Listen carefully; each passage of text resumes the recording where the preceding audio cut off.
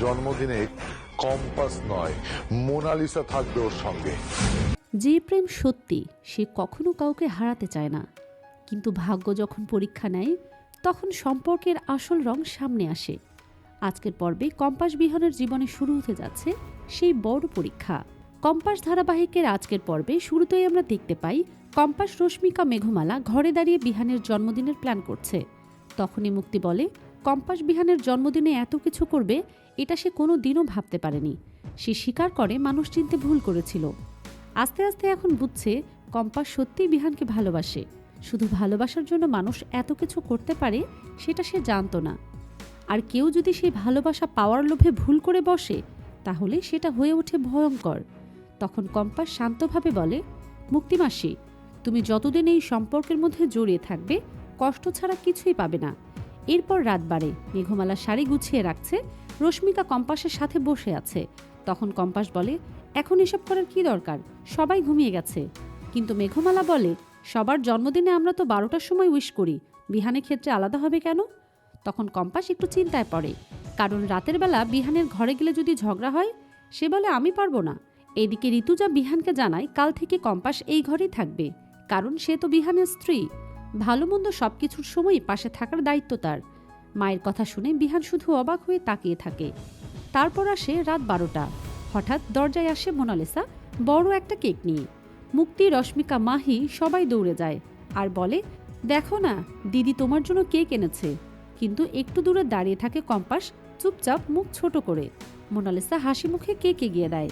ঠিক তখনই কম্পাস এগিয়ে এসে বলে, মোনালিসার কেকটা সত্যিই খুব সুন্দর, কিন্তু এত বড় কেক আমরা বাড়ির সবাই তো খেয়ে শেষ করতে পারবো না। তাই ভাবলাম গরিব অসহায় মানুষের সাথে এই খুশিটা ভাগ করে নেব। আপনিও চলুন না আমাদের সাথে। কথাটা শুনে মোনালিসা থমকে যায়। এরপর বিহান কেক কাটে, কিন্তু কাকে আগে খাওয়াবে ভেবে সে কিছুক্ষণ চুপ করে থাকে। তারপর মাকে গিয়ে খাওয়ায়। অন্যদিকে কম্পাস কেক নিয়ে মোনালিসাকে সাথে করে রাতের ঠান্ডার মধ্যে গিয়ে অসহায় মানুষদেরকে কেক বিলি করে দেয়। মোনালিসা মনে মনে ভাবে, সে তো এসেছিল বিহানের জন্মদিন সেলিব্রেট করতে, কিন্তু কম্পাস সবটাই বদলে দিল। উপরে দাঁড়িয়ে মাহি দেখে মনে মনে কষ্ট পায় আর মুক্তি বলে, আজকের দিনটা যাক, আগামীকাল মন্দিরে যাওয়ার পর কম্পাসের জীবনে শুরু হবে শুধু কষ্ট। অন্যদিকে মেঘমালা, রশ্মিকা হেসে বলে, কম্পাস তুই পারিসও, মেয়েটাকে ভালোই শিক্ষা দিলি। কম্পাস শান্তভাবে বলে, যে বাড়িতে বউ আছে সেখানে গার্লফ্রেন্ড হয়ে ঢুকে পড়া ঠিক না। আমি বউ, আর আমি সেটা শান্তভাবে বুঝিয়ে দিলাম। এরপর আসে সকাল। রশ্মিকা মেঘমালা কম্পাসকে সুন্দর করে শাড়ি পরিয়ে দেয় আর বলে, এখন তুই রান্নাঘরে যা, আমরা একটু ঘুমোই। রান্নাঘরে পৃথা আগেই সব রেডি করে রেখেছে। কম্পাস গিয়ে ভালোবেসে বলে, এজন্যই তো কাকিমাকে এত ভালো লাগে। তারপর সে মন থেকে রান্না শুরু করে। কিন্তু ঠিক তখনই উপরে দাঁড়িয়ে মুক্তি ফোন করে অভিজ্ঞান দত্তকে জানায় আর একটু পরেই রান্না শেষ হবে। তারপরেই কম্পাস মন্দিরে যাবে। অভিজ্ঞান দত্ত বলে, ঠিক আছে, তাকে বেরোতে দাও। তারপরে শুরু হবে শাস্তি। আমার নাতনির সাথে এমন ব্যবহার করেছে, তার জবাব তাকে পেতেই হবে। আর এদিকে কিছু না জেনেই মন ভরে হাসি মুখে রান্না করে যাচ্ছে কম্পাস। শুধু স্বামীর জন্মদিনে সবাইকে খাওয়াবে বলে শত কষ্টের মাঝেও তার মুখে হাসি থেমে নেই। এখানেই আজকের পর্ব শেষ, কিন্তু সামনে আসছে বড় ঝড়।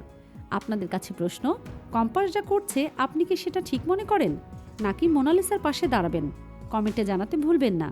আর যদি রিভিউটা ভালো লাগে লাইক দিন, সাবস্ক্রাইব করুন, পাশে থাকুন আমাদের সাথে। আগামী পর্বে আবার দেখা হবে।